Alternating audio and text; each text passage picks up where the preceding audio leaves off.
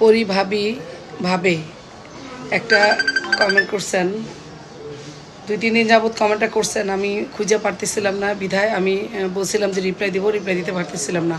আপনি লিখছেন যে আপু আমার স্বামী অনেক খারাপ আচরণ করে আমার ফ্যামিলির সাথেও। আমি আমার বাবার বাড়ি থাকি, ও এখানে আইসা মারামারি করে আপু, তাও আমি সব মেনে নেই তাছি, কারণ আমার একটা সন্তান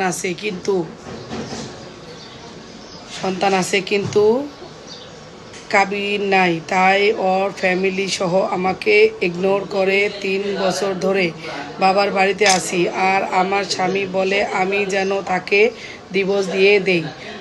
আপু আচ্ছা, কাবিননামা না করলে দেখেন কত বড় ঝামেলা। কাবিননামা না করলে কিন্তু এই ছেলের বৈধতা নাই, তাই না? ও বাইরে কোথাও পড়াশোনা করতে যাইতে পারবে না, কারণ কাবিননামা লাগবে, আপনার বাবা মার লাগবে। তো সেই ক্ষেত্রে কাবিননামা ছাড়া মানে কেমন? তাকে বলেন ভদ্রভাবে, যদি সে কাবিননামা না করে তাকে প্রেশারাইজ করেন, তাকে সবাই মিলে বলেন, পারিবারিকভাবে বসেন, বলেন যে কাবিননামা করার জন্য। যদি কাবিননামা সে না করে, আপনার সন্তানের তো বৈধতা দিতে হবে, তাই না? সে এসে মারধর করে যাবে, আপনি কিন্তু নির্যাতন মামলা করতে পারেন বা অন্য নির্যাতন মামলা করতে পারেন। যখন মারধর করে মেডিকেল সার্টিফিকেট দিয়ে আপনি তার বিরুদ্ধে নির্যাতনের মামলা করলে কিন্তু সেখানে আপনি তাকে কাবিননামা করাইতে বাধ্য করতে পারেন। যখন নির্যাতনের মামলাটা আদালত নেওয়ার পরে আপনি যখন আদালতে বলবেন, নারী নির্যাতনের মামলা করতে কাবিননামা লাগে না। ছেলের যে আপনার ছেলে বা মেয়ে সন্তানের যেই বার্থ সার্টিফিকেট আছে সেইটা, আর এরপরে সে যে আপনাকে মারছে পুলিশ কেসের ডাক্তারের যে কাগজ সার্টিফিকেট, সেটা দিয়ে নারী নির্যাতনের মামলা করা যায়, এপিটিভি দিতে হয়। এখন তাও যদি না পারেন, তাও যদি সম্ভব না হয়, আপনার বাচ্চার বৈধতা তো দিতে হবে, তাই না? এখন এই বাচ্চার বৈধতার জন্য আপনি নারী শিশু আদালতে যে মামলা করেন বাচ্চার বৈধতার জন্য, ধর্ষণ মামলা করেন। ধর্ষণের মামলা করলে যে বিয়ের প্রলোভন দেখায় আমাকে ধর্ষণ করছে, বাচ্চা হয়েছে, সে আমার কাবিননামা করতে বলি কাবিননামা করে না। এটা করলে আদালত মামলা নিবে এবং তদন্তে দিবে।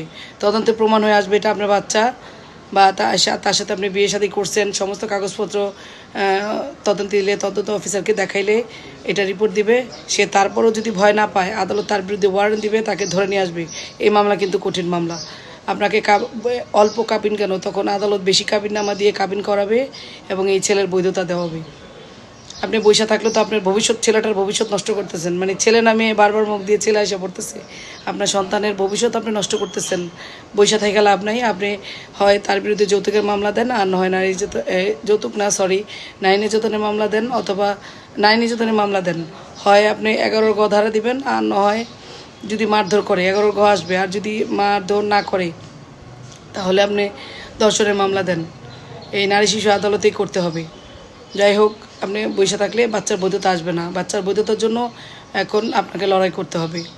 সে ডিভোর্স দেওয়ার আগেই এটা করতে হবে। ডিভোর্স দিয়ে দিলে বৈধতা আসবে, কিন্তু তারপরও আপনি বসে থাকবেন না। আপনার কাবিননামা লাগবে। আপনি নারী শিশু আদালতে মামলা করেন, আপনি প্রতিকার পেয়ে যাবেন। ধন্যবাদ।